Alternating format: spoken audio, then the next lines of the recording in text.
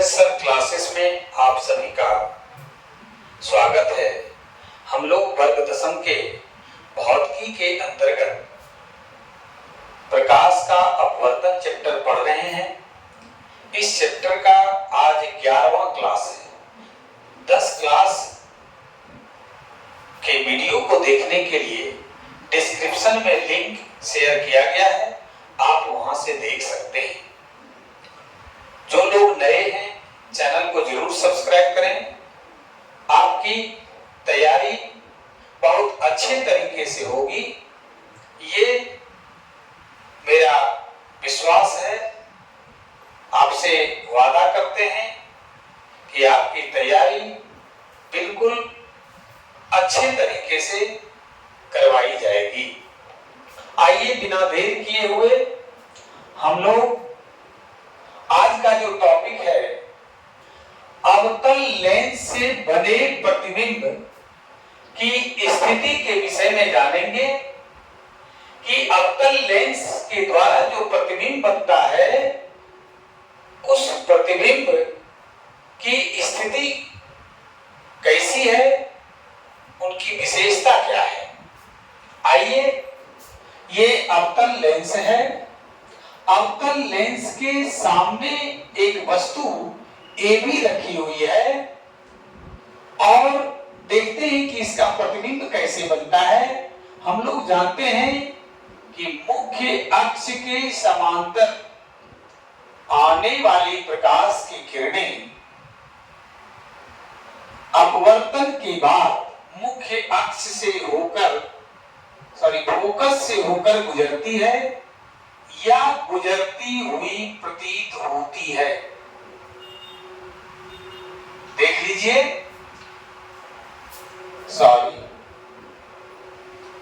इस फोकस से होकर गुजरेगी, गुजरती हुई प्रतीत होती है।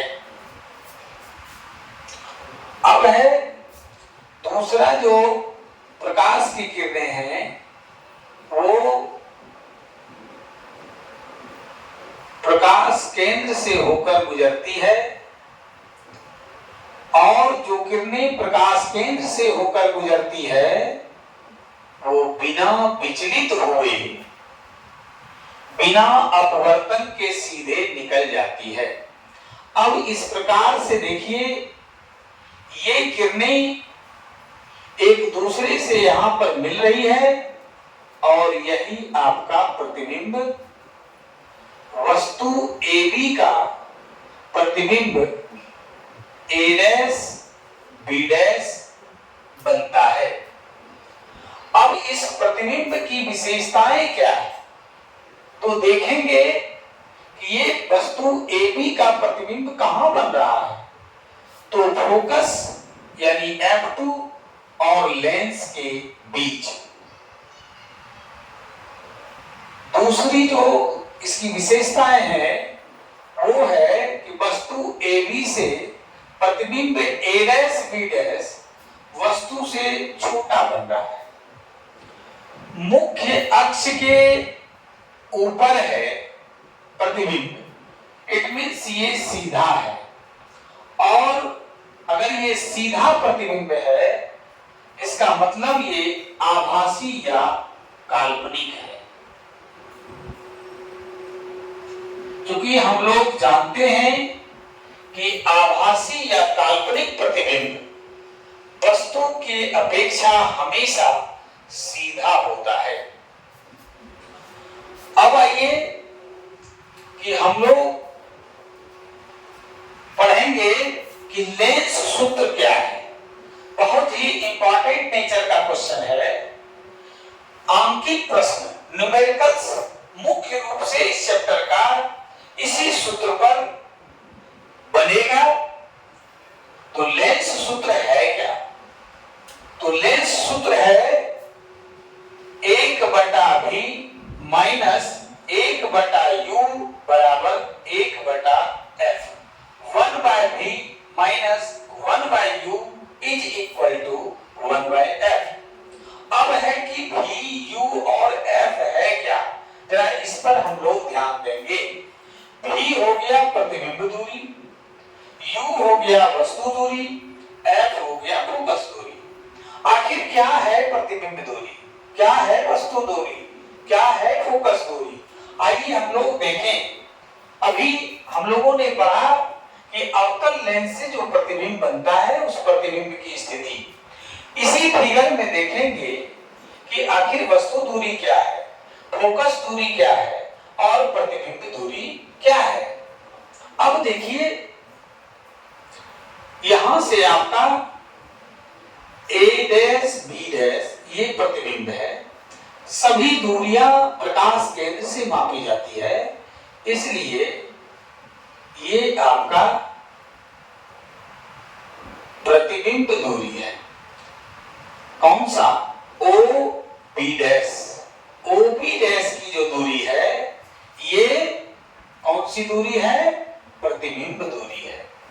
अब देखिए F2, ध्यान देंगे F2 और O के बीच की जो दूरी है वो फोकस दूरी है, क्योंकि हम लोग पिछले क्लास में पढ़ चुके हैं कि किसी भी लेंस के प्रकाश केंद्र और फोकस के बीच की दूरी को उस लेंस की फोकस दूरी कहते हैं। ये हमारा हो गया फोकस दूरी, ये हो गया प्रतिबिंब दूरी, और ये जो है वस्तु दूरी जिसको U से डिनोट करते हैं, ये वस्तु दूरी है।